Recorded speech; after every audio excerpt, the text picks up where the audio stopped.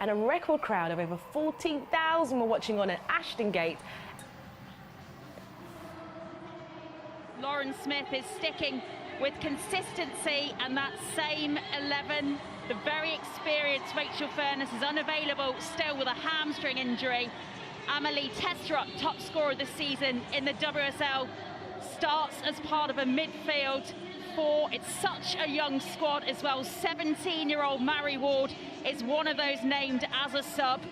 Mark Skinner opts to make 2 changes today to his starting 11. Jade Riviere coming in at the back. Japan's World Cup Golden Boot winner Hinata Miyazawa in midfield. So the 2 players they replace are both named as subs, Melvin Millar and Lisa Nielsen. Bristol try and counter, but Zellum gets a useful boot in there. Better this from Manchester United. Jace trying to get past Lizelle. And then Paris there, and that had to be powered away by Clark. She needed a strong hand to that one. Best chance of the match so far, Farah. A really good chance. A cut back to Nikita Paris, a little cut back in front of the defenders, allows for a free shot of goal, and it's a really, really good save from Clark. Miyazawa once more getting involved. Jace into the area now. Jace still manages to get past one Bristol City defender. But again, United forced out the area. Back with Galton now. Shot from distance. And that one just tipped around the post by Olivia Clark. They end up, Man United, getting actually a really good opportunity. Zellum here finding Galton in the box on her weaker foot. Turns and hits it quite early, and again another fantastic save from Clark to push it round the post. You can really see how organised that Bristol City defence is off the ball. They keep very congested for United to try and find the space. Paris though, and she finds something here. Turner, and another great save that from Olivia Clark. A mistake from Bristol City's defence, and they needed their keeper to be sharp there. When Bristol are sloppy on the ball and give it away, Turner's still in the box. A great strike on the half turn, and another fantastic save from Clark.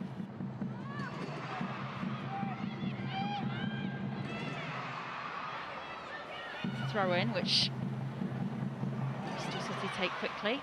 Can they get the cross into the area? Goes in, and then the header there has to be saved quickly down low to her left by Mary Earps.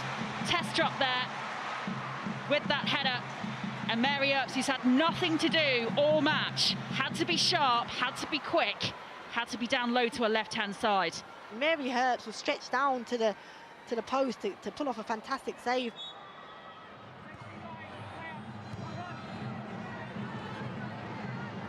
Manchester United really haven't got into this game since it resumed in the second half. Toon though to Miyazawa, shot from D, took a deflection and finds its way all the way into the back of the net. And Miyazawa is almost embarrassed really to celebrate that one. It took a cruel deflection if you're a Bristol City fan.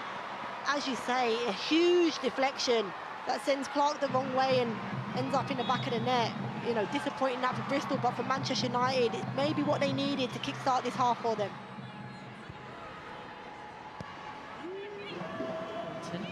Left this time. The run more centrally. Miyazawa out to Toon, cross from Toon from the left. Paris, and just like that, Manchester United have a second. We said Bristol City tend to concede again once they fall behind, and in a matter of minutes, Manchester United have put this game probably beyond them already. Ella Toon does really well down the left-hand side, digs out a really good cross with her left foot, and Nikita Paris does really well to get between the 2 centre-halves and headed it down into the ground, which makes it really difficult for Clark. Bolton is making the run forward again. Jace is with her, back to Toon in the D, shot from distance, blocked by Clark. Good save that from the Bristol City keeper. Ella Toon arriving late on the edge of the box, really nicely weighted pass back, and I think Ella Toon's hit it too nicely, if you could say that, and a really good save again from Clark. Now Letitia forward again. Manchester United, bit of a stumble there from Bolton, and the flag goes up on the far side, and that will not count. The flag was already up on the far side. That effort from Ella Toon will be disallowed. I'm trying to see, unless it was Turner that was offside in the build, because it actually comes off the defender, which makes me think that Elatoon is onside. Lauren Smith out the edge of her technical area. And now Jace is making the run forward and feeding in Toon very nicely here. England's national into the area, the shot from across field, and then Paris taps it in at the far post, but takes a collision as well with the post as she nips that one into the back of the net. The flag has gone up on the far side.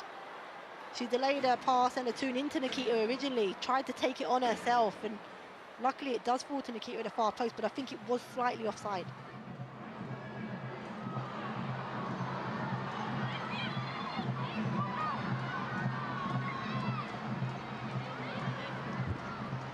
Bolton forcing the corner.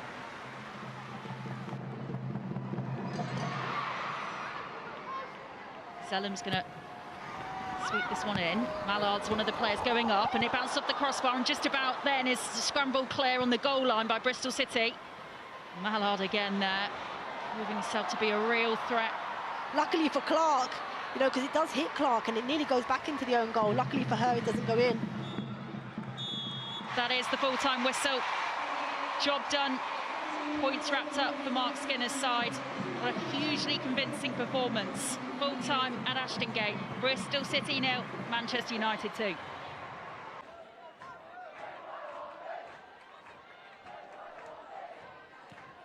Ford is on the move. Shimizu, the covering defender. Still Ford, who will try and get to the byline. It's a good block from Shimizu. It's an early Arsenal corner. Plenty in red and white. In swinger to that near post. Might fall for Ford here. West Ham will clear to the edge of the area and beyond. Cooney cross. Freedom Arnhem to take a touch and curl into the top corner. It is the perfect start for Arsenal. Inside the opening 2 minutes, it's a wonderful strike. Cooney Cross will claim the assist. Only Freedom Arnhem will know if she meant this, but that's right into the top corner. Palava. Shimizu with the interception. She read the play really well. This is Evans. Asai with a glancing header. Zinsberger rooted to the spot. West Ham unlucky not to be on level terms here. Wonderful glancing flick.